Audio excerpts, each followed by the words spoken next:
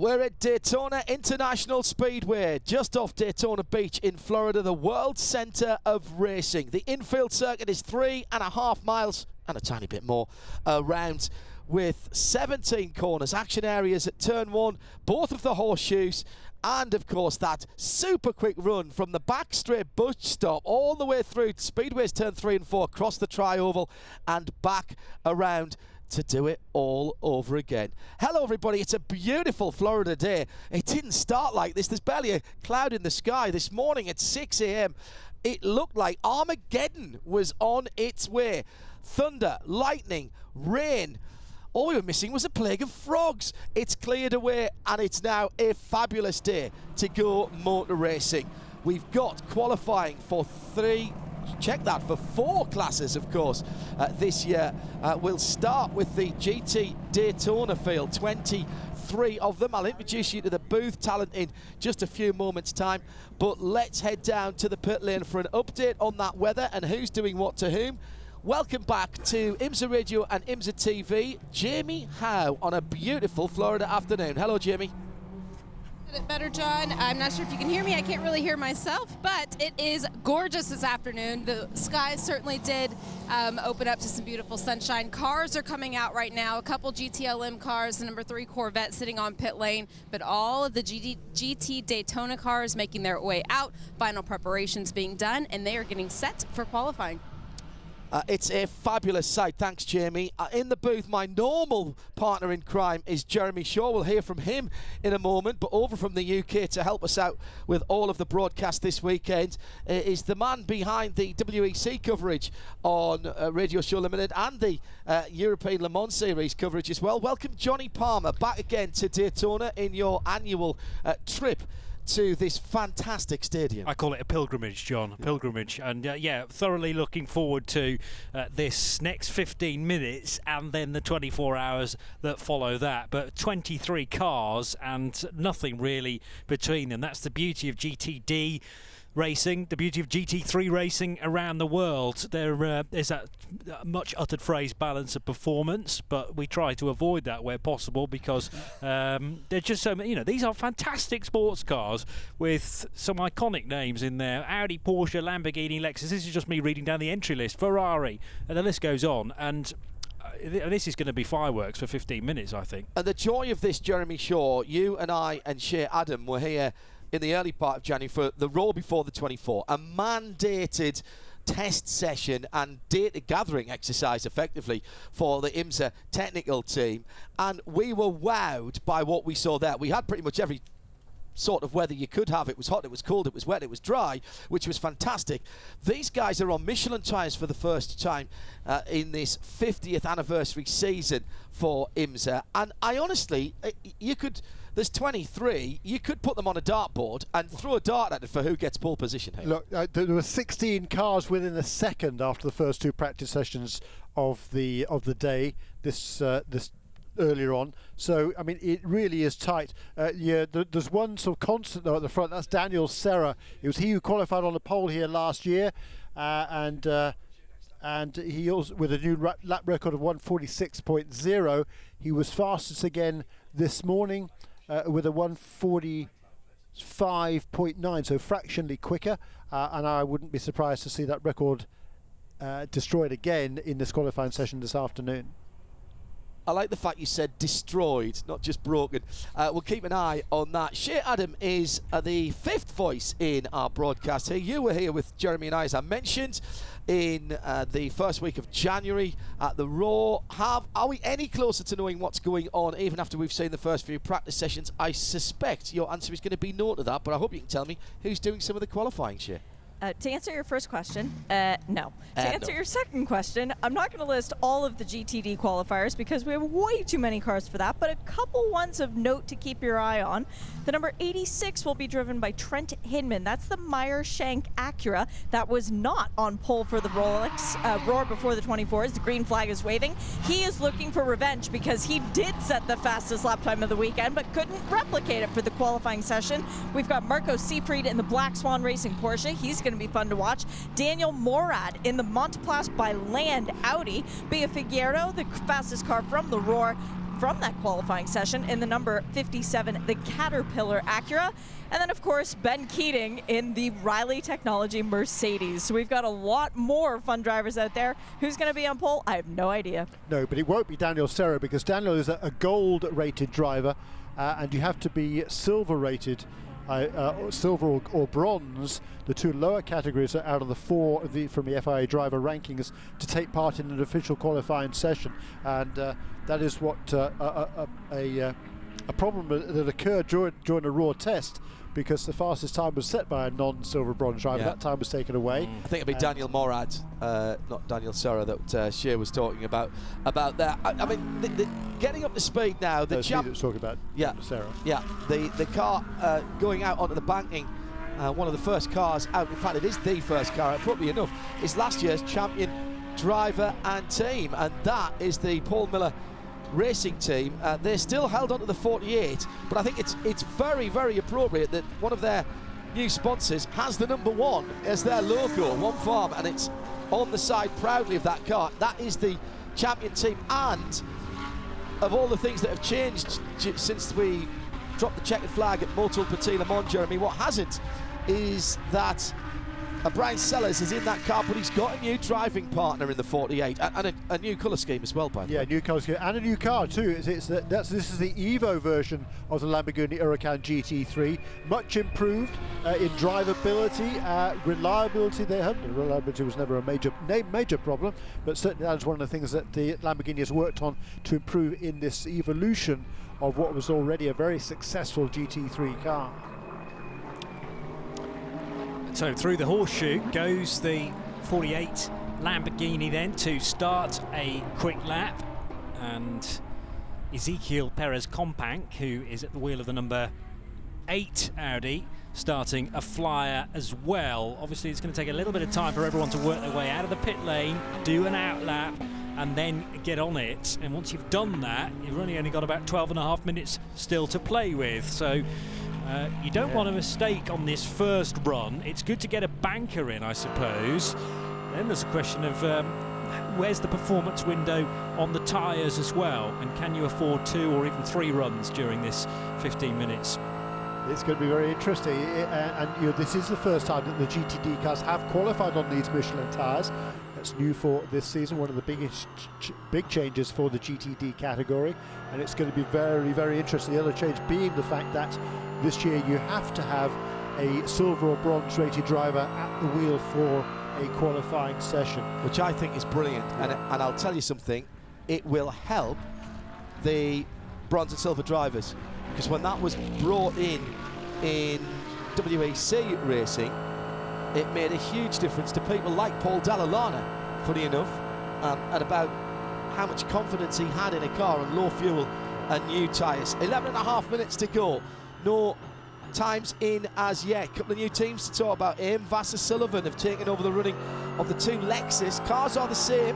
They look very different from last year, although pretty much identical to one another. So you really have to, your work cut out working out whether you're watching one or the other. The number 12 car in the hands of Frankie Montecalvo comes out with the international horseshoe, and goes on the infield through the kink, shining that bright yellow and black, a sort of Transformers Bumblebee look to it as he goes down into the west horseshoe, and the sunshine beautiful now. Actually might just because the problem is it's dropping down here at 20 minutes before 4 o'clock in the afternoon. Probably still just high enough not to be too much of a problem. Up onto the banking now for that Lexus. They had a decent year last year, Jeremy, but they would have, I think, liked to have a more successful year. Struggled to keep the tyres, the rear tyres, particularly under the car. We'll be interested to see how that shakes out with the new Michelins this year. Deep, throaty 5-litre V8 from the Lexus, though. Makes a fabulous noise, I have to say, particularly as it comes off the infield, and a big wiggle under braking as well into the bus stop chicane. So on the ragged edge there, slowing the car from the fastest point on the circuit. Spencer Pompelli laying down the fastest lap so far, a 147.282 for the number 44 Lamborghini. This is GTD qualifying. Magnus Racing then fastest so far. with, in second position, admittedly fairly early doors, the Via Italia Racing Ferrari, which looks resplendent in Brazilian colours this weekend and for the rest of the season. Tailwind going into the bus stop for all of the competitors. That means a headwind through the tri-oval. That will hurt the top speeds there.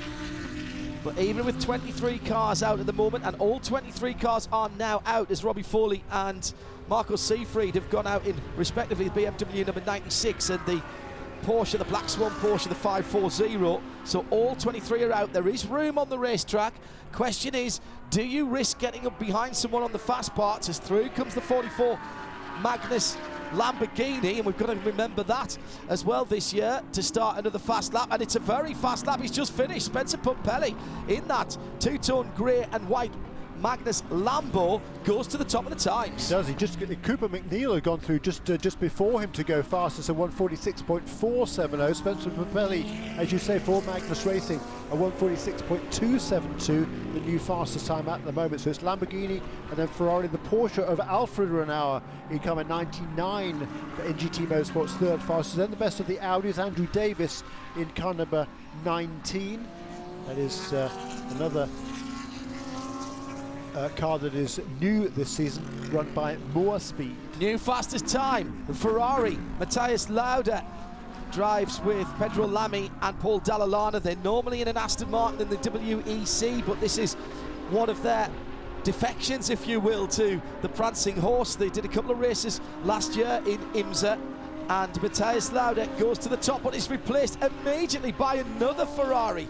This time the number 13 car has gone through, and that is the very pretty multicoloured Brazilian flag coloured number 13, Jeremy. Yeah, Marcos Gomez set that fastest time. Matthias Lauda, that's the car, of course, that Daniel Serra put on the pole here 1 year ago. Matthias Lauda, the Austrian, has the qualifying duties now, but Marcos Gomez from Brazil goes to the top of the charts there in car number 13. That's, as you say, glorious livered Via Italia Racing entry. He's 34 years old, another long-time stock car racer, as is Daniel Serra, who's the current champion in the stock car category in Brazil.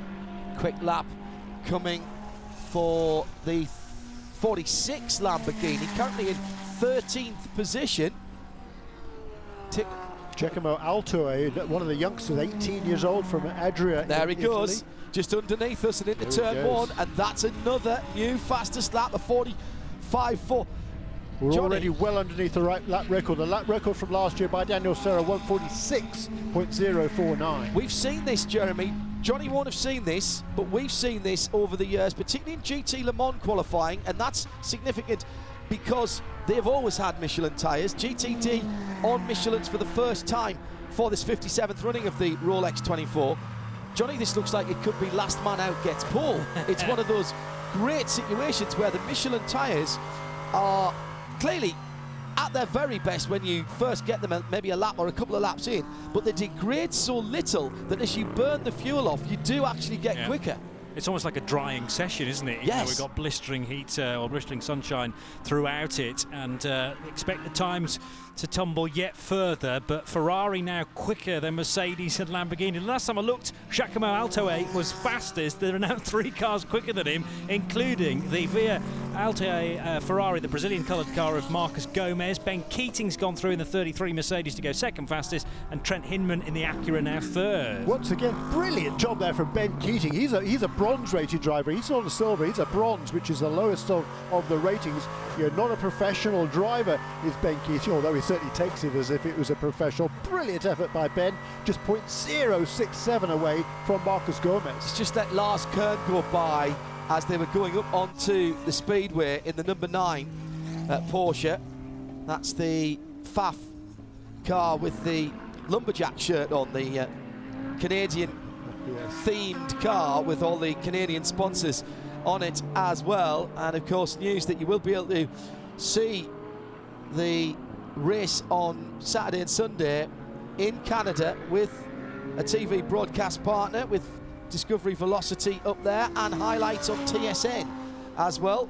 If you can't get those, you can still listen in on IMSA Radio. That's a deal done very, very recently. I just had a thought about this session in that the rule change. I cover a lot of the Michelin Le Mans Cup events back in Europe, and that is very much the emphasis on the bronze driver to qualify. Correct.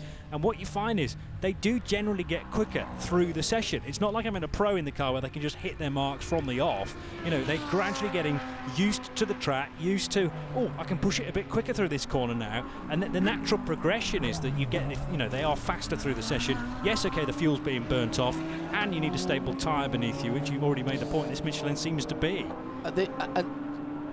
It's about switching the tyre on. You hear drivers talking about switching the tyre on, and there's two things at work here. Can you do that? And that is undoubtedly a skill. It's something that I've never been able to do. Or do you just decide, as Johnny says, to just get quicker and build up your confidence? Mostly these are not professional drivers. These are not drivers who are driving for a living, and they don't often have a lot of time behind the wheel of the car. Yeah, but a lot of these are silver racer drivers, and they are either young professionals or more experienced guys. But certainly there's a big difference certainly between someone like Trent Hinman, who's an up-and-comer in the sport, who's currently third fastest in the Acura car number 86, and Ben Keating, who's brought that number 33 car onto pit lane, by the way, having set the second fastest time with just over 3 minutes remaining in this session. So I doubt he's going to go back out again now. I'm surprised to see Ben not stay out there, but a great lap that he put together, 1:45.324. Also into pit lane, Robbie Foley in the BMW, car number 96. That was slowest of all, so clearly some problems with the number 96 BMW. Anna Beatrice in 9th position for the surprise. Yeah, I thought that car would be a bit further up. That's another one of the updated cars. This is the Acura number 57. That's an Evo car as well for this year. And a 45.5 that Anna turned during the raw test here to set the fastest time in the qualifying session. She's not got within half a second of that this afternoon, so currently down in 9th position, as John says, and her teammate Trent Hinman third fastest. Top two, both onto pit lane now. Just gone through Trent, and he is starting another lap, fighting the 86 Acura very hard indeed as he comes through the early part of the lap. It's a busy opening to the lap. You drop down across the transition and then through turn one, which tightens up. Very unusual. You see corners that tighten anymore. That's not how they build racetracks now. But this is a racetrack that harks back a few years and has what I've heard described by track designers as mistake-inducing corners, which I think is fantastic. Through the west end of the infield circuit, the West Horseshoe, now heading out towards turn 6. A tricky right-hander. You always feel as though you could go a little, left-hander rather, you always feel as though you could go a little bit quicker through there as you head onto the banking.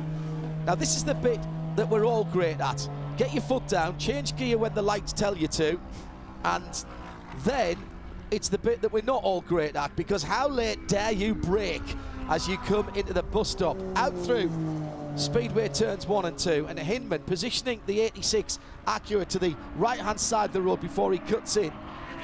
Meanwhile, in 20th position at the moment, the red, white and black, another Canadian car with the maple leaf on the car. This is the number 20 that we're talking about. Oh, sorry, in 20th position that we're talking about, the 88, Ian James. Good experience, Ian. He knows how to make things go, and less than a minute, Johnny Palmer, to go to the end of this session. Top two in the pits. With Kelvin van der Linde and Frederik Vervies watching on, and again, some responsibility here for Ian to put in the time. He's up on the banking once again, and about to exit Speedway turn 2. 20th position currently for Ian James, but the fastest 3 cars in this session are now back in the pit lane. In fact, 4 of the top 5 have called it a day already. Indeed, the 5th fastest being Rolf Ineichen in car number 11. Nice. That's the GRT Grasser Racing Lamborghini. That's the car that won this race last season. 5th fastest with just a few seconds remaining in this qualifying session. Here comes Ian James, and the Audi has got right in behind it, the 46 in 4th position, which is getting a big toll. Time has expired, and this is going to be a real good draft coming up to the checkered flag for the black and gold number 46. Does Altoir improve? No, he does not. Ian James didn't improve either. So at the moment, we're still looking at the 13 Ferrari provisionally on pole position. Who's still out there? Matthias Lauda. He's not on a bad lap. He's just done his personal best in the centre section. So let's look for the Ferrari. Lauda in the tri-oval now with the distinctive white front on the car. Goes through underneath our feet. We wait for the time to update. He did a good last sector as well, but lost just too much in the first sector and will stay in 6th position. Patrick Lindsay is still out there as we hear of a penalty for the BMW. Well, Robbie Foley's already had problems. All his times are forfeit. I don't think he did a proper time anyway because it was slowest by a considerable margin. They touched the car in qualifying, which you're not allowed to do. Checkered flag is out, and everyone bar Don Yount has gone through in the 47. So I think, Jeremy, we are handing pole position for the race at the weekend in GT Daytona to the Ferrari as Don Yount goes through. Does Don improve? Yes, he does. Doesn't improve his position, but that's his fastest time. Well done, Don. And only a couple of seconds away from pole position time. I don't think that's a bad time at all by Don. He'll be quite happy with that. But no doubting where the plaudits have to go. Ferrari on pole, then AMG Mercedes, then Acura, then 2 Lamborghinis. Your top 5, Jeremy. Yet again a Brazilian on the pole in GT Daytona here. Great effort there by Marcos Gomez in that car number 13, 34-year-old Brazilian from São Paulo. His father,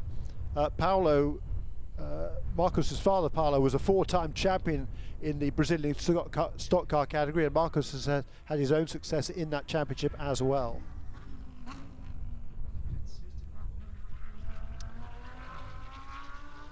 So the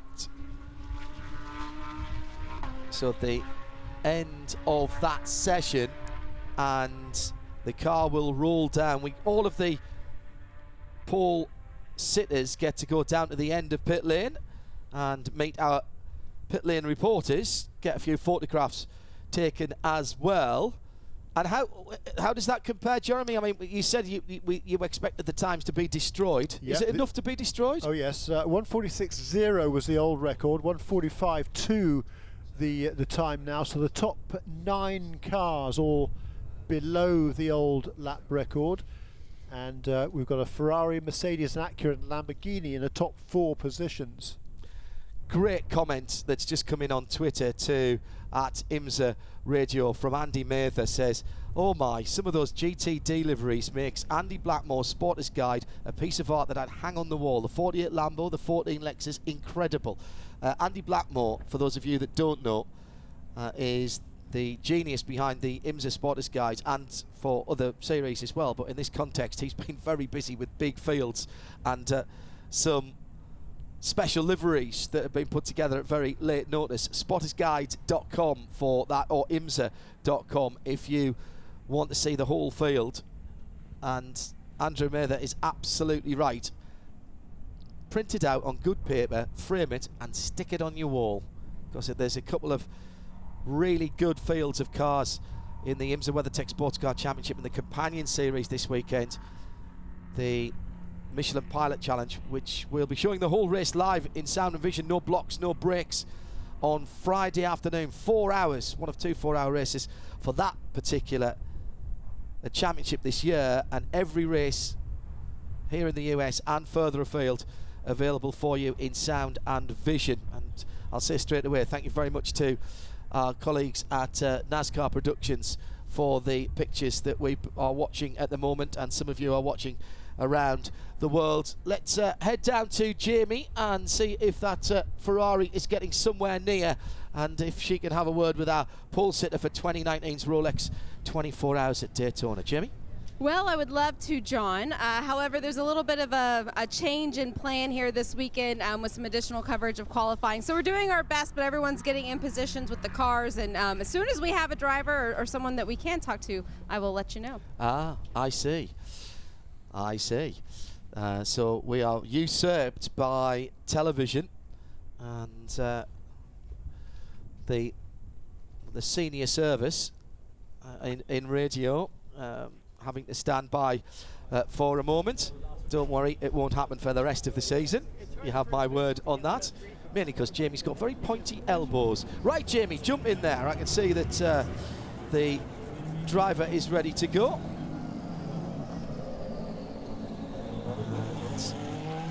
Let's find out what's gone on. Jamie Howe is down there. I am down here, John, but I am still not to where the driver is. Okay. So I'll let you know. Third consecutive GT Daytona pole then for Ferrari. It was Alessandro Pierguidi 2 years ago, and last year was Daniel Serra. This time it's Marcos Gomez, who really put a great lap together there.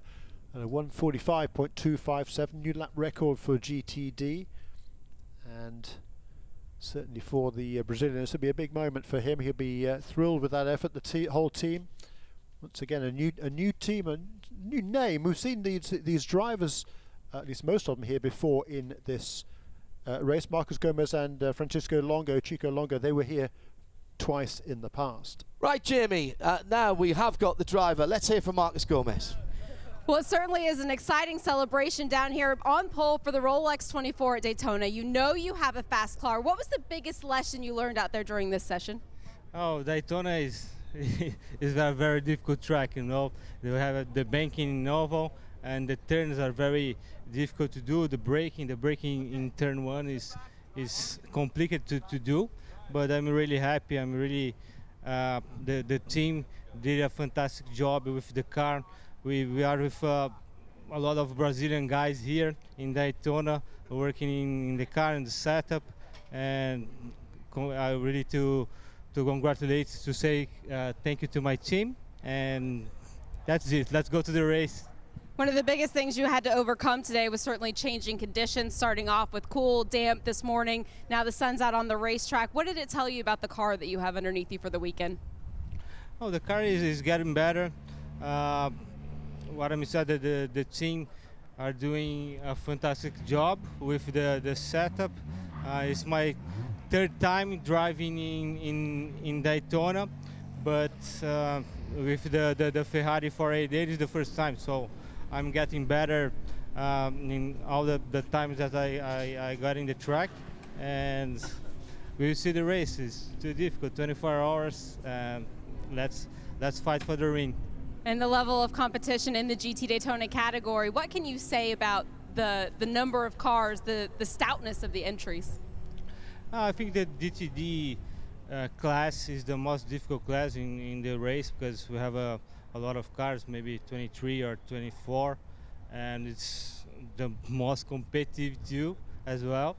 And to fight for the win in the Sunday and Saturday in the start will be very difficult for all the drivers and all the team from the GTD series, but we will do our best and see what happens. You said it, most difficult, most competitive, and today you are on pole. Congratulations. Thank you very much. Already decided I like him. Yeah, great.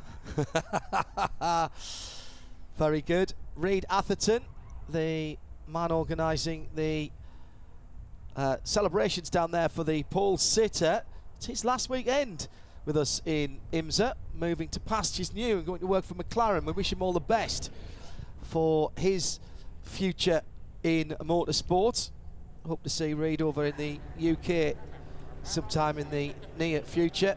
Being a real asset to the series and one of the hard-working team behind the scenes that normally don't get any of the limelight, so I'm delighted to be able to shine a little bit on him today as he's leaving us for, as I say, for pastures new. Right, let's move on to the big boys of the GT world. This is GT Le Mans, factory cars all bar one, the Risi car, but if North American Ferrari had a factory team, it would rather look like Giuseppe Risi's team, I think. Shea Adam, how are we sorting the drivers. How about by number of pole positions previously earned? Okay, Is that go a on. good way to start off Yeah, the season? go on. Green Do it. flag is out, but we're going to have some time because not everybody's going to race out all at once.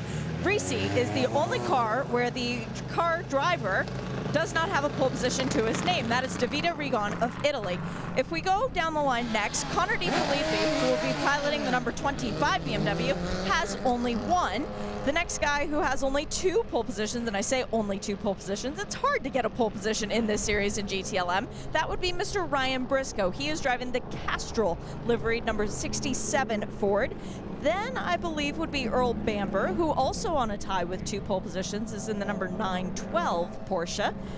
Who would come after that? Probably we would start with our guys who are tied on 4 pole positions. So let's go first to John Edwards, who is in the number 24 BMW. He's trying to get his first pole position at Daytona.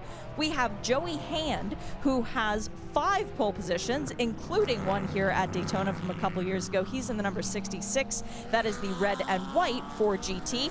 We've got, oh, I missed Oliver Gavin. He's got 2 pole positions, but he got one here at Daytona back in 2015. He's in the number 4 Corvette, and in the number 3 is Jan Magnussen with 4 pole positions to his name, and Nick Tandy saved the best for last. 5 pole positions for Nick, including that one in 2015 in the rain at Daytona. He's looking to make it 6.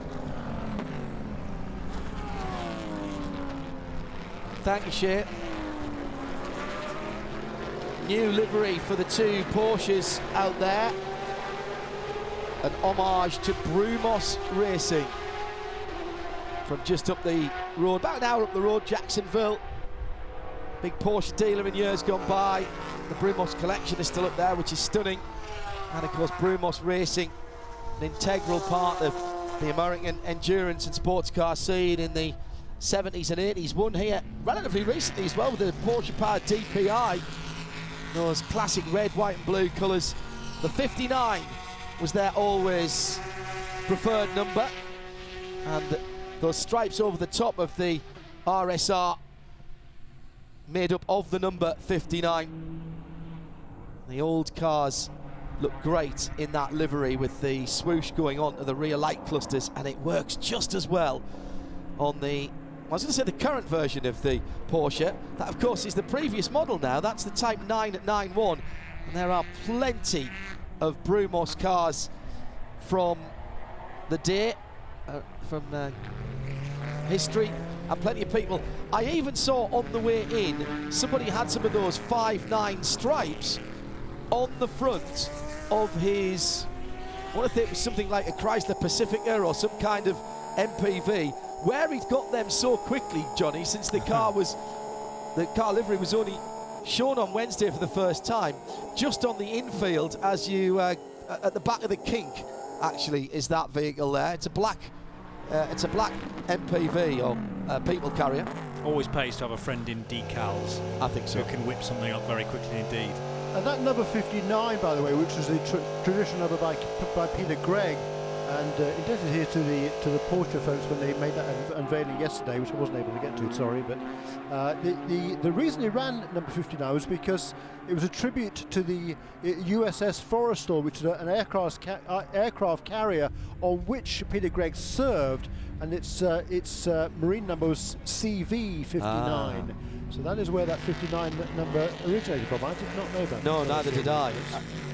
One thing we should say, that those are the works cars. Those are Porsche North America's GT racing. That's not Brumos coming back into racing. It is evoking the Brumos colours. The team are based in Carolina somewhere now, aren't they? The core team. Seem to think with yes, South Carolina. Well, yes, with Porsche Motorsport now based in Southern California in Carson. But yeah. And so that is the Porsche GT team for the US. They'll have to go up against the might of Corvette Racing, entering their 3rd decade of racing. Charlotte area. Yeah, cool. And looking still for their 100th victory on American soil, if my memory serves.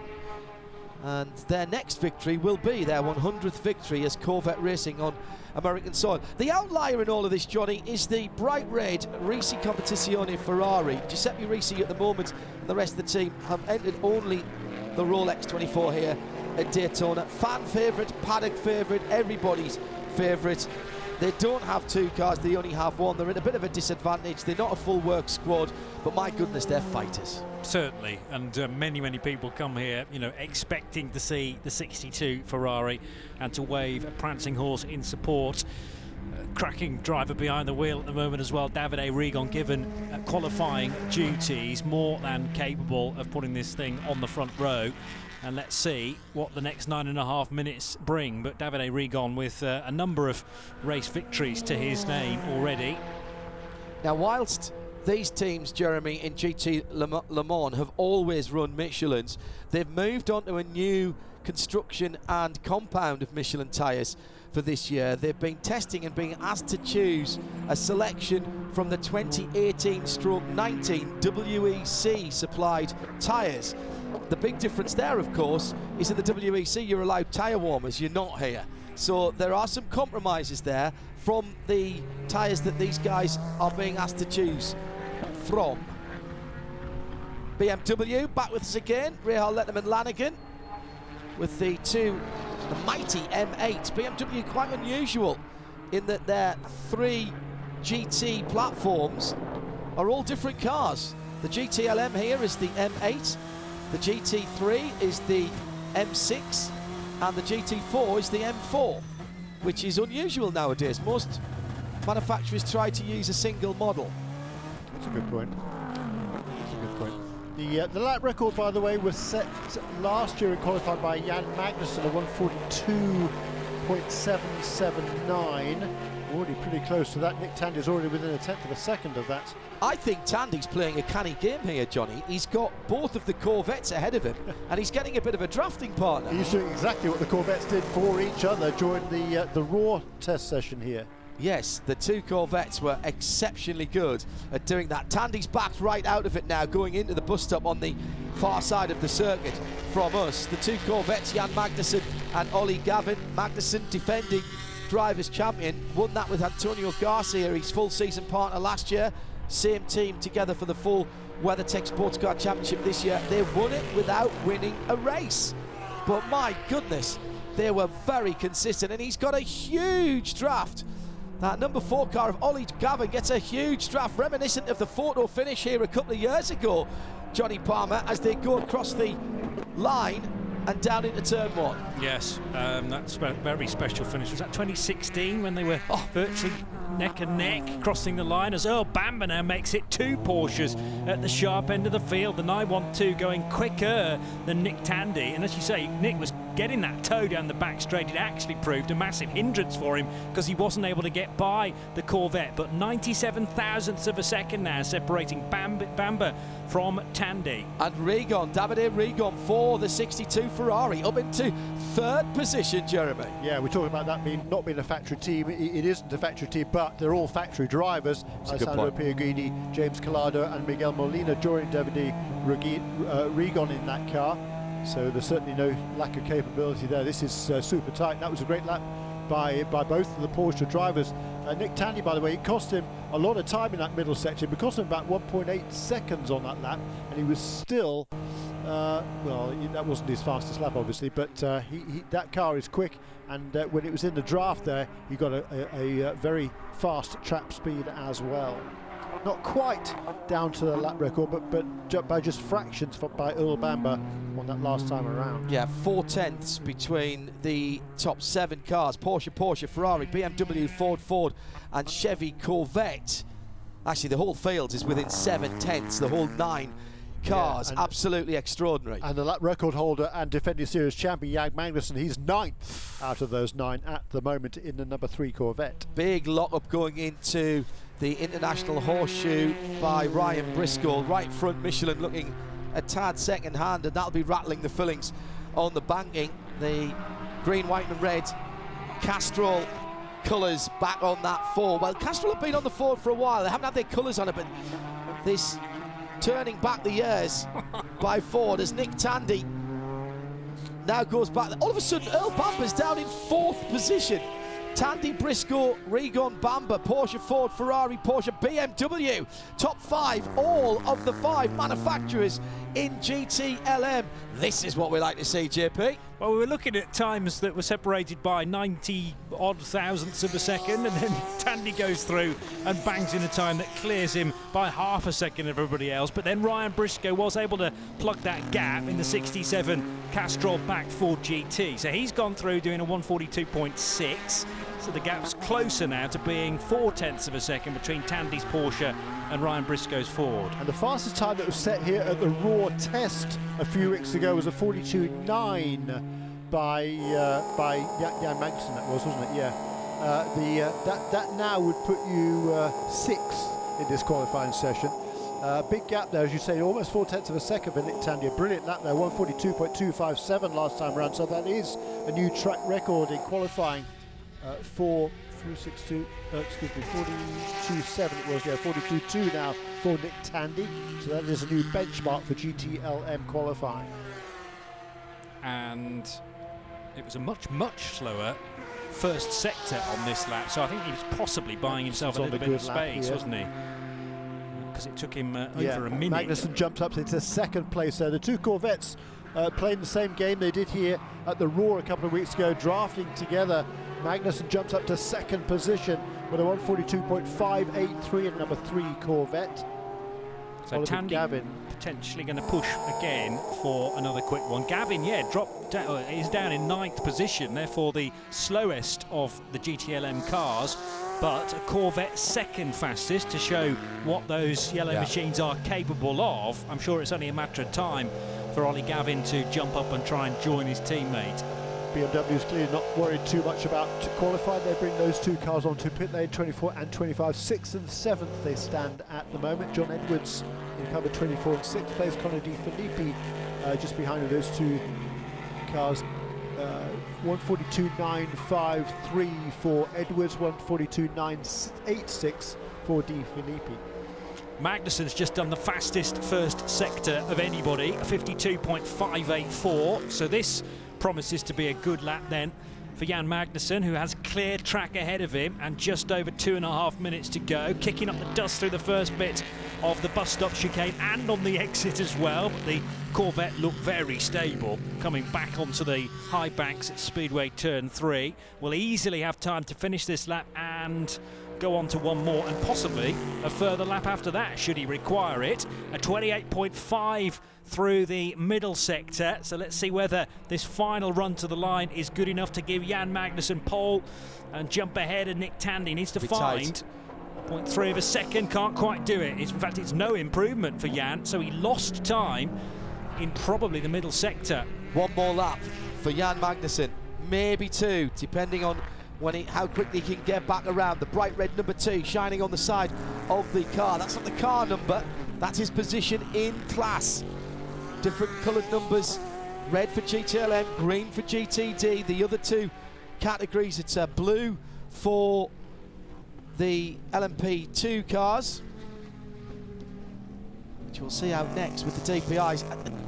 This is Tandy in the pits. All right, Tandy with his new helmet.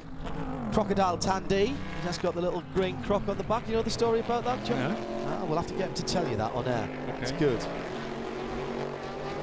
It was in the Raw interviews that Shea did on day 2, which is available on the RadioLeMans.com archive. Right, a minute to go. Who's your money on, gentlemen? Ryan Briscoe winding up for coming in. Yeah.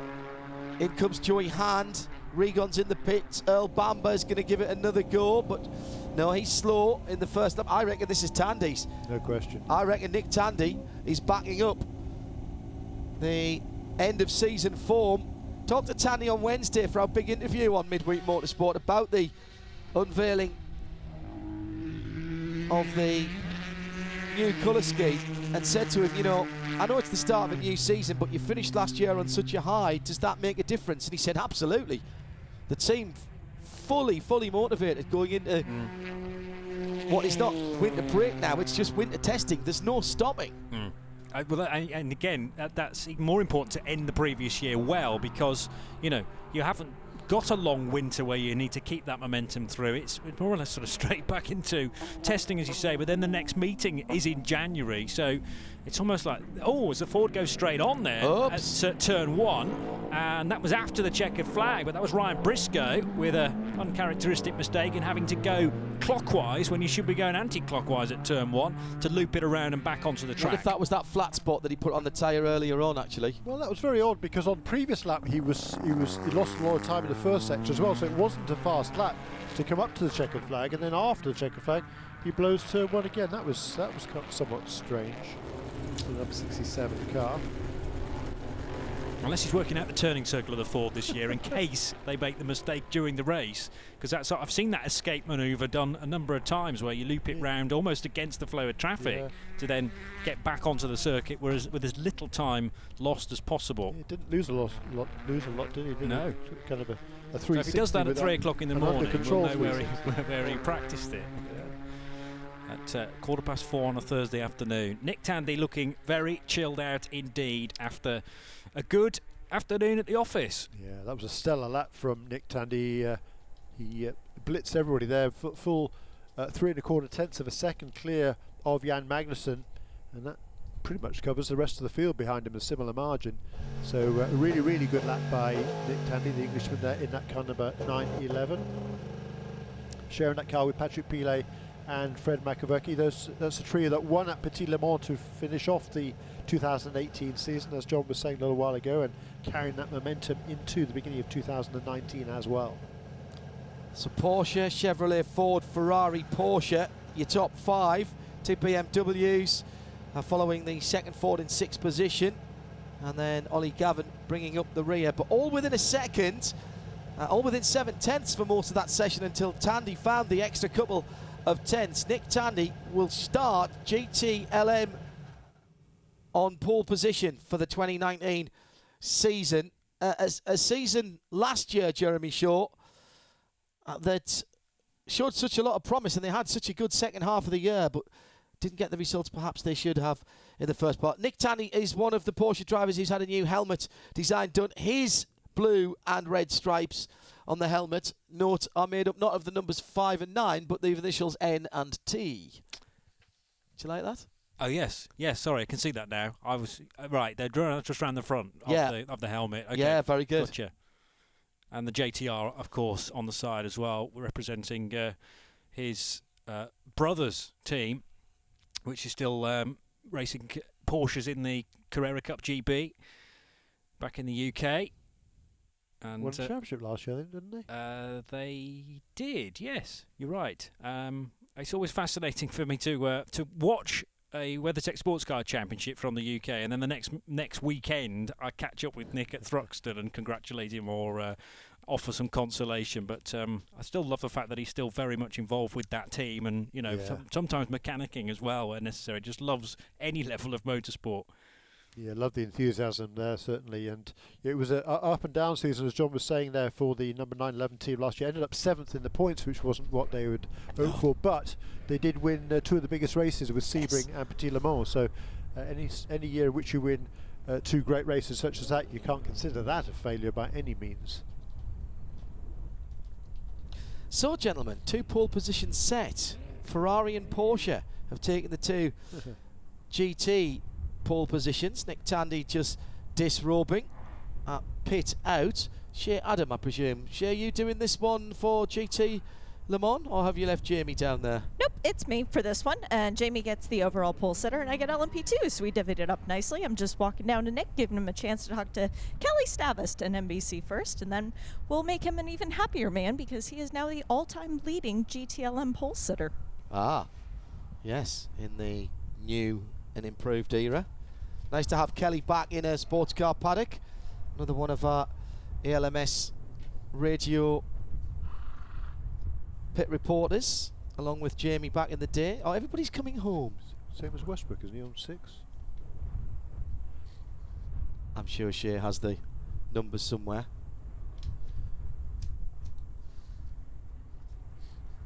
Most poles, whether it's... No, that's overall. Ah, right, okay. I see.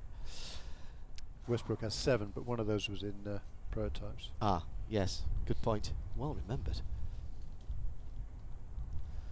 So, 2 massive automotive marks taking the GT pole positions in Ferrari and Porsche GTD. We'll hear from Nick Tandy, the Bedfordshire man.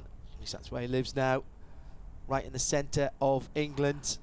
Motorsport, carbon fibre triangle, right in that sort of area.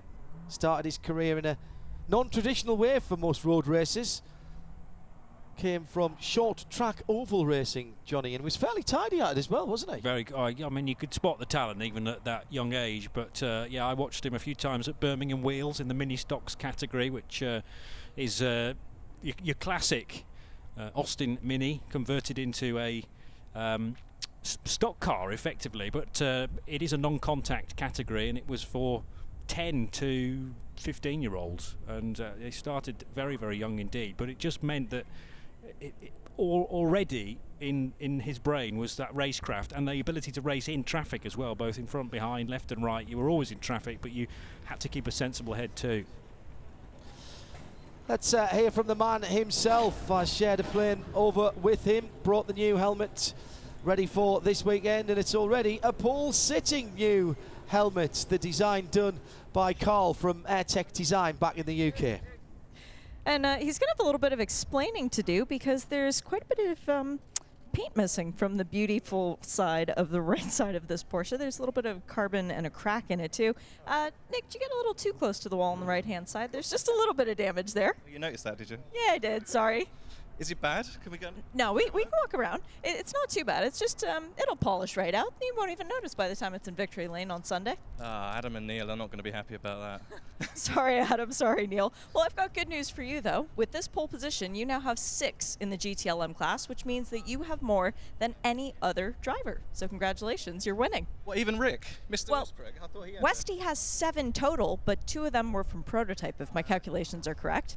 Yeah, I mean, it was a fun qualifying actually, and we had a strategy. We knew that the vets were going to be together, so it just creates a double kind of draft. And I just got this really good lap where I had a really decent infield, and I knew this, and that's when I actually brushed the wall, probably pushing a bit too much. And then I just got the perfect toe, the perfect slipstream down the front straight, obviously with the pair of them in front, and.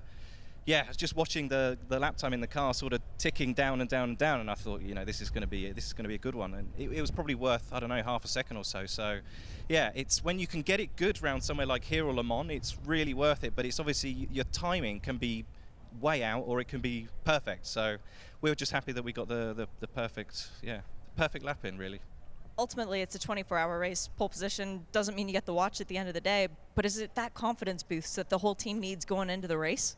Oh, it's good, isn't it? I mean, we get to talk to you guys and stuff like this, so of course it doesn't mean a lot. We get to start at the front, so it's, yes, you look at that point of view of trying to stay out of trouble a bit, but after that it's completely meaningless. So it's good to be there. Obviously we can run off the back of this for the rest of the practice sessions, knowing that we've got a decent base when everyone is turned up to the maximum. But of course, we'll never run the car in this configuration again with fresh tyres and low fuel and, you know, everything else switched up to the maximum. So it's good while it lasted. We had fun. We always enjoy a qualifying session, but yes, the race is 24 hours long, not 24 laps. Well, thank you for talking to us. We appreciate it. You got to go get more photos taken, and thank you to the photographers for being patient and waiting for us. Nick, congrats. Cheers. Nick Tandy then on pole position, his 6th, and Jeremy's checked, and Shea was indeed correct, 2 prototype poles for Westy. So that is Nick being the most successful in terms of poles set in GT Le Mans in this era. 6 fastest laps in GTLMs and 5 poles previously. And just looking at the split times here, which is interesting. Now that all the cars are in the pit lane, the splits for each of the cars are showing up. Jan Magnussen is showing us purple in sectors 1 and 2, but in the 3rd sector he lost 0.3 0.45 of a second. Wow. The differential between pole and Jan Magnussen, 0.326. That's very, very interesting. So it's Nick Tandy who was purple by quite some margin in that third sector. I'm not sure actually whether that was the time or whether that was when he had the draft, but very interesting looking at those split times at the end of that qualifying session. Right, next to come, the prototypes, LMP2 and DPI going out together, I presume. Yes, they are. Although we will have two pole sitters because they are two separate classes this year. My money's on pole position overall is, I'm going to put my neck out here and say DPI car. I reckon you knew where I was going with that, didn't you, Mr. Shaw? I can tell. However, which DPI car? You'd not bet the house on any of it. Fernando Alonso will not be qualifying the gloss black number 10. Shea Adam, who's doing the qualifying duties? The only one that I saw was Jordan Taylor sitting in that gloss black Cadillac, because I was walking down toward the pit exit to talk to Nick Tandy, so I didn't actually see any other drivers sitting in their cars, which is a rare thing because normally they're in their cars about 10 minutes before the session starts. Some of them came onto pit road quite late as well, actually. Green flag has been shown. It's only a 15-minute session. I really do like these quick fire sessions. Don't forget we've got more qualifying coming up for the Michelin Pilot Challenger race. You can see in its entirety.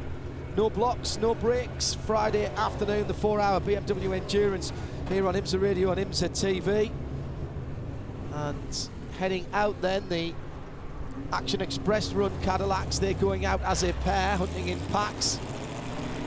Still GT cars being pushed wrong direction down the pit lane. That's Nick Tandy's car, yes, coming back down. Of course it is. It's been all the way pit out, isn't it? Jordan Taylor heading out. Slight delay for Kamui Kobayashi getting to the circuit and couldn't join us last night at the fan forum, but he is here today.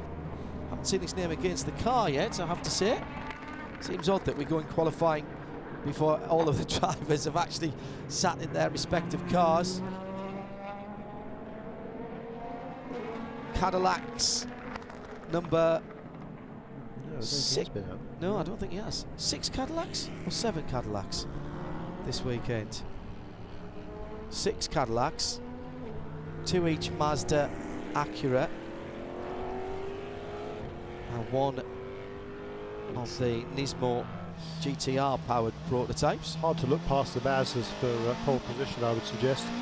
Quickest here. Are we going to see a record go, Jeremy? Well, that's the question, yeah. What's the qualifying record then? What are we counting as the qualifying record? The official qualifying record for the IMSA WeatherTech SportsCar Championship was set last year by Renger van der Zande at 1:36.083. The fastest qualifying of all time around here was way back in 1993. The Eagle Toyota Mark III of PJ Jones at 1:33.8. So that was a full 2.2 seconds quicker with 1200 horsepower plus in qualifying trim for that car when it was turned up to the max, maybe a little bit more than that actually. That's what they said at the time. It might have been actually the Eagle Dyno at that time wouldn't go that high, so I don't know how much horsepower it really had, but it was certainly massively quick in a straight line. So literally it was off the scale? Literally was off the scale, yes. But when we were here for the raw test just a few weeks ago, a 1:33.2 I think it was for Oliver Jarvis. Yeah, 1:33.398 in fact it was. So that was that eclipsed that mark. Will we get down to those times this afternoon? Well, I'll have to wait and see. Certainly this morning, the fastest time was checked by Jonathan Bomarito in number 55 Mazda, a 1:34.6, which was a sub-official record, but wasn't down to PJ Jones times. We shall see. This is going to be fun. Slightly darker colour on the Mazda, the Soul Red Crystal looking a little darker in the afternoon sunshine. Johnny straining his eyes to look at the Multimatic prototype. A little bit cleaned up, slightly different aero on that car. Some uppy downy bits have changed, but it is burning a little bit of oil, Johnny. That was the thing that was concerning me, was just a little bit of trailer smoke that's coming out the rear of the Mazda. It might just be a bit of overfill that will clear up and is not actually a mechanical drama at all.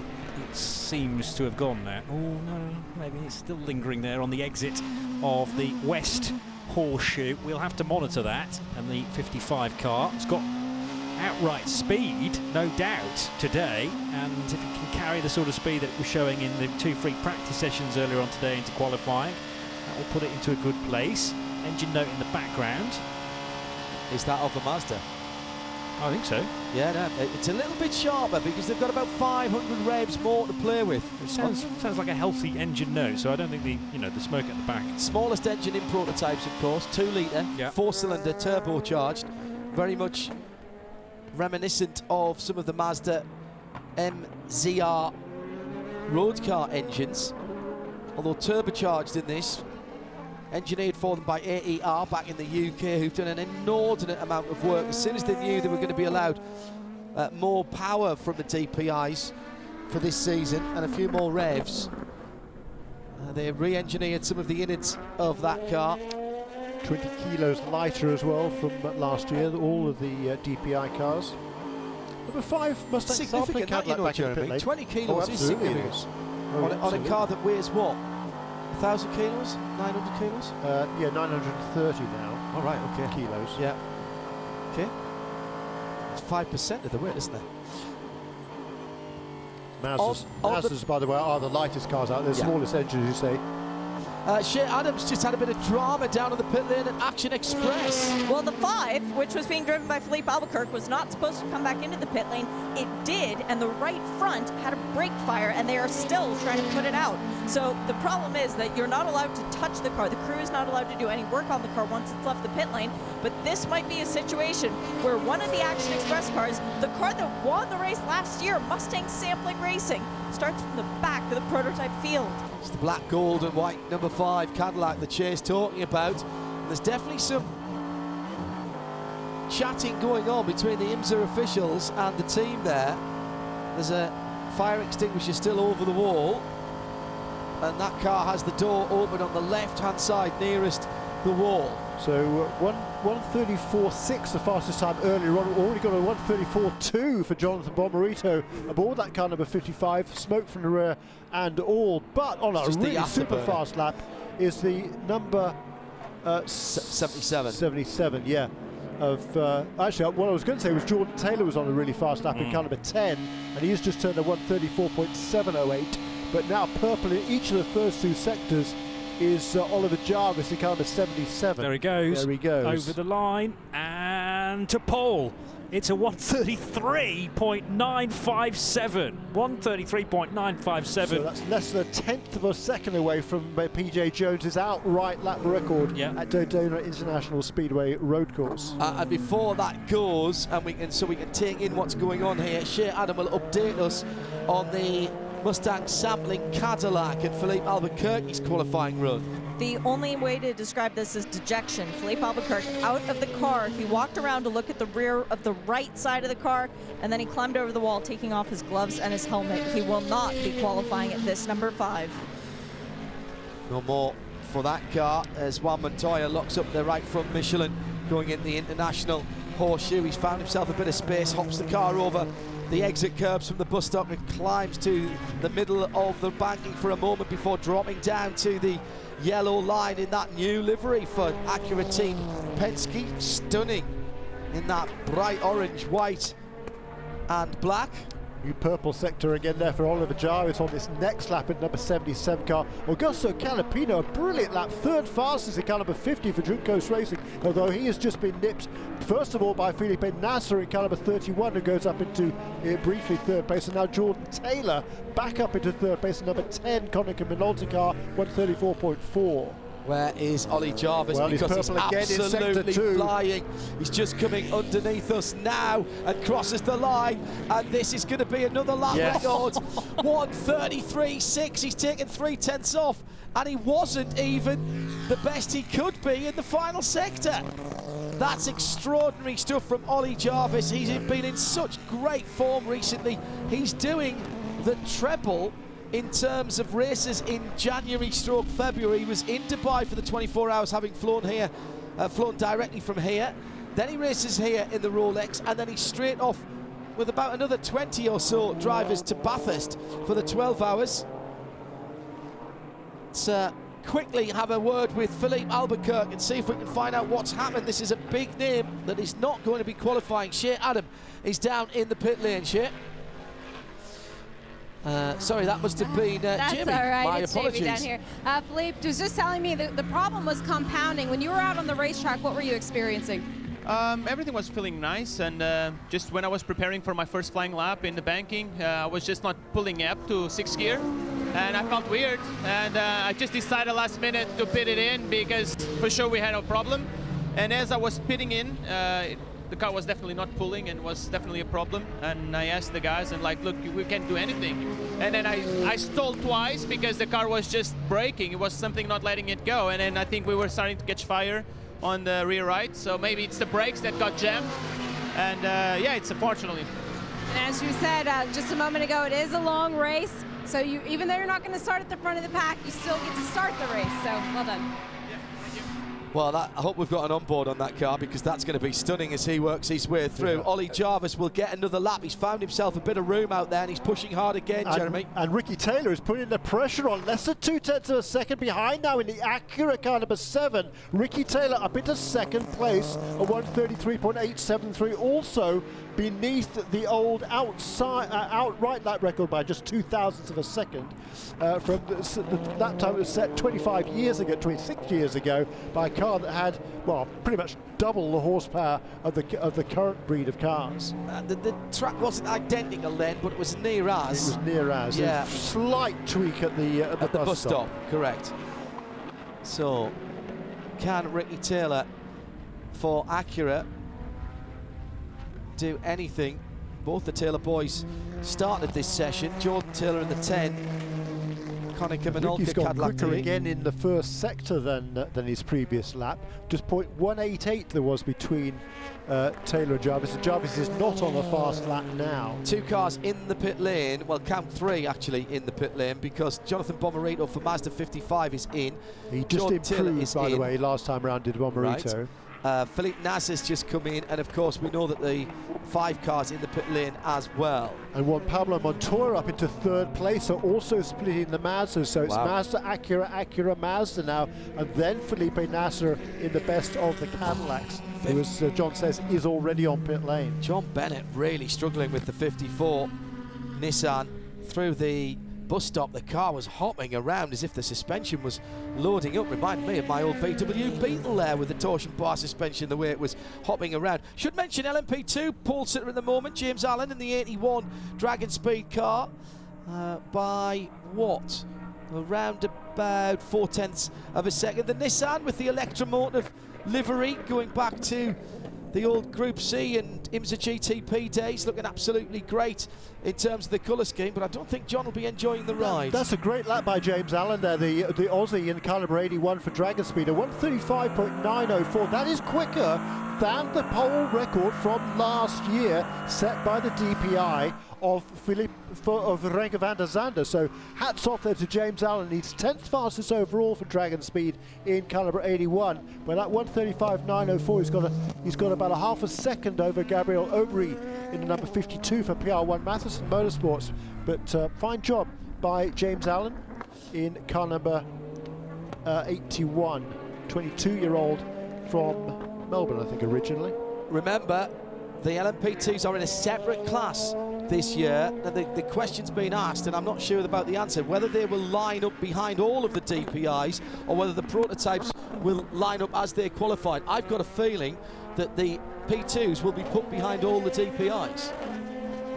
And that's it's only going to be John Bennett, and once again, Core Autosport electing not to show the full potential of that Ligier Nissan with John Bennett, as they did at the Roar here. But we did see how fast that car was this morning in practice, with Colin Brown being fastest for a while there at a 1:35.5.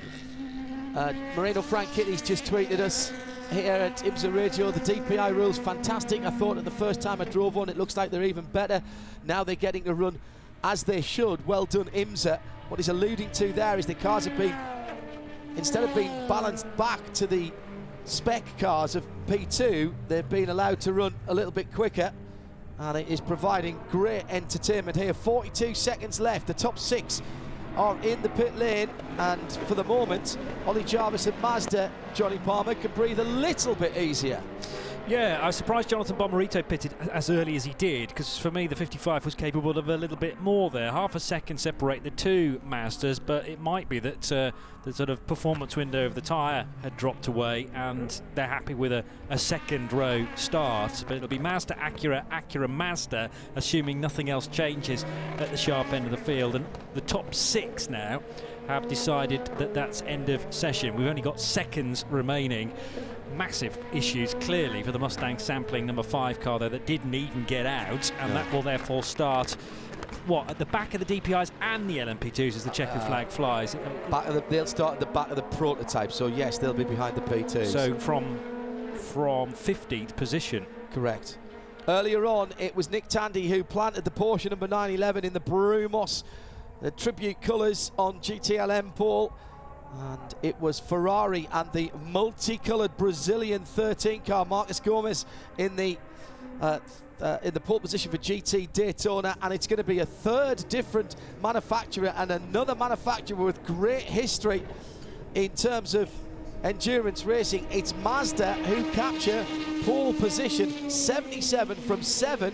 The front row shared by another Japanese manufacturer, Acura, with Ricky Taylor pushing Ollie Jarvis within a couple of tenths of a second. That's closer than I expected it to be, if I'm honest, Jeremy. Very much so, yeah. I think a brilliant lap there by Ricky Taylor in at number 7 DPI Acura to put that car onto the front row. So I think there'll be a lot of happy faces down there, both in the Mazda and Acura camps. And just to putting John Bennett's lap into perspective there, in the DPI Nissan car number 54, 136.6 he turned. Let's not forget that the lap record last season for DPI was a 136.0, so it's a good lap by John Bennett. He will be starting that car, of course, in the IMSA WeatherTech SportsCar Championship. The qualifying driver has to start the car during the race.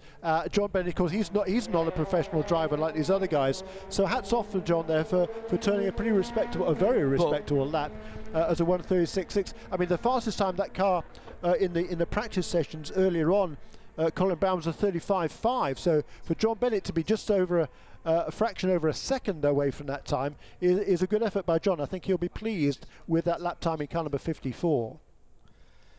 We'll get a word with both of the pole sitters there. LMP2 from Dragon Speed, James Allen, and overall and DPI pole, the very likeable Ollie Jarvis, and there'll be much celebration back in the UK at almost 10 o'clock in the evening, just about 10:15 in the evening back in the UK. And Ollie's one of several drivers that had a birthday since the Raw test. 35 years old now is Oliver Jarvis. That's a remark. Is that what he's trying to claim, is he? Yeah. Sorry, Ollie. 77 car in that new soul red crystal colour rolls down. A little bit deeper colour, that red this year. Looks an absolute picture. Johnny Palmer seeing it in the flesh for the first time, and in the evening sunlight it looks absolutely brilliant. Let's pop down to Shea Adam, who has our LMP2 pole sitter for Dragon Speed. Australian James Allen has captured pole for the Rolex 24 at Daytona. In a car wearing the colors of Evel Knievel, you really do need to be a daredevil to go fast around here. Just how was your pole position lap around Daytona International Speedway, James? It felt pretty good. I mean, it was quite calm. I feel like I got the peak of the tire. Like I did my lap on the right lap. I didn't know I got pole. So my engineer was telling me target 35.6. So I was wondering. I thought when I came in and he's directed me to the end of the pit lane, I was pretty surprised even when I got out of the car. But yeah, no, it's great. This is my first pole in LMP2. It really feels good. Well, and to put it into perspective for you, you went faster than the pole position overall was here last year. So you were really flying out there. How good is this car going to be for the race, though? Because qualifying trim is one thing, race is another. I trust the team to build the car well enough to hold up for 24 hours. It should be good. It's good, yeah. Need a new watch? I wouldn't mind one. Good luck, James. Thank you. Good stuff, Shea Adam with James Allen talking about potentially taking home a Rolex Daytona chronograph, the watch that was originally built for space and has ended up being an absolute icon in motorsport. John Doonan, one of the first to congratulate Ollie Jarvis, and Jamie is down at that end of the pit. I think probably a good idea while we wait for Ollie. Can we have a word with John Doonan, the man ahead of Master Speed, please, Jamie? Because I'll bet there's a smile on his face, but I bet there's almost a tear in his eye. You know what? I think you just took the words out of my mouth. There's a little bit of both. I watched you run down pit lane. You gave Ollie the hug. All of the work that you put behind this program to get the track record, to get the pole for the 24 hours of Daytona, what weight does that lift off of your shoulders? Yeah, it's massive for the Mazda brand. It's our first overall pole at this race. We've won the class, GT class 22 times, but never been in the overall picture. And to put it on pole is a big milestone for the Mazda brand. All of our fans, dealers, guests, we got a bunch of people here this weekend, and we've worked our tails off in the off season. Thanks to Multimatic, AER, Yost Racing. Today is a result of all that hard work. Now we focus on the race. When you see how you say you put all the work in the off season, what are the biggest changes? Where was the most growth found? It's all about people and process, and you know, we finished Petit on a high with both cars on the podium, but to then immediately go into a testing program over the winter with our partners at Multimatic. We put in the miles, we put in a lot of late nights. The guys on the cars have worked amazingly hard, the guys in the engine shop. And so, again, it's just a result of people and process. And that's what makes a good Mazda dealership and what makes a good race team. You know, it's funny standing next to John right now, John Heinhaus. He's trying to collect himself, and then this little grin just keeps creeping through. Well done. And that's why the fans love John Doonan, and when he's on the radio, on the TV, and that's why we love him too, because in that heart, in that chest is the heart of beats the heart of a racer, a true racer, John Doonan. And Mazda as a brand have done so much for young American talent, American road racing, both in the open wheel and the endurance categories. First pole position at Daytona for Mazda team just as it is. And Ollie Jarvis, the man who not only takes pole position, but smashes the 1993 record set by P.J. Jones in the All-American racer number 98. That was a 133.628. 133.685 that Ollie has put in against the 133.875, and a big smile on the face of Ollie Jarvis. He did it when there was a little bit of pressure, Jamie, at the Raw, which got them the best position for in the pit lane and in the garage, but that has got to be very sweet indeed for Ollie. He does it with a smile on his face. I saw you hold up the number one several times. All of the work that's been put on. John Doonan just talked about that. What sort of justification do you as the driver feel putting it all up on the line? I just feel proud that I was able to, reward the boys and girls who've worked so hard. I mean, this has been a serious effort to come here over the winter, all of last year. And, to be able to put it on pole, we know it doesn't mean much in a 24-hour race, but I think it represents what we're here to do. We're here to show that we're capable of winning races. Hopefully we can do it here, but I think people now realize we've made that step that we needed to make last year. And, for John, I'm just so happy. He's put his heart and soul into this project, so it's a special day for us. For everybody at Mazda Team Yost, you mentioned all the work that's been done over the offseason, all of last year. What's the biggest difference coming back to Daytona? I think just that year of working together, but also, everybody expected, we went to Team Yost, we made a few changes, and I think everybody expected that to be overnight. Success doesn't happen overnight. Yost didn't have success with Audi overnight. It takes time to build what we have now, and it took a year. I think we saw at the end of last year in Petit Le Mans, double podium, could have won it, but we've just carried that momentum into Daytona. So, we're very happy. There's a great cohesion within the team. We've got some fantastic partners, and we're just working well together, and, we're enjoying our racing. You have a big smile on your face. You were the quickest car at the Roar before the 24, now on the pole here. But how is the car over the course of a stint? I'll let you know Sunday. I think it's pretty good. I think last year we probably had an advantage with tire degradation. I don't think that's the case this year. So I think we're very evenly matched between ourselves and our competitors. But Daytona's about staying out of trouble. We're going to try and do that. And then the last 4 hours, we want to put ourselves in a position to win it. That's for sure. Today you get to enjoy being on top. Congratulations. Thank you very much. Thank you. Jamie Jamie Howe with a very happy Mazda team. Ollie Jarvis, and before that, John Doonan, Ferrari, Porsche and Mazda will be on the 3 pole positions for manufacturer cars. It will be, of course, the Orica Gibson on LMP2 pole position. Dragon Speed have done a cracking job. Maybe we can persuade them to do more than just this race, which is all they have at the moment. Thanks to our pit lane team, Joe and Bruce, Shea and Jamie in the booth. It was Jeremy, Johnny and me, John Hindhoff. Well, if that's the foretaste, the race is going to be an absolute cracker. Join us for it all Saturday into Sunday. We've got night practice to come as well, and some more qualifying. Michelin Prototype Challenge still to set their pole positions in TCR and in the GS category. Let's all live here on IMSA Radio from trackside at Daytona International Speedway.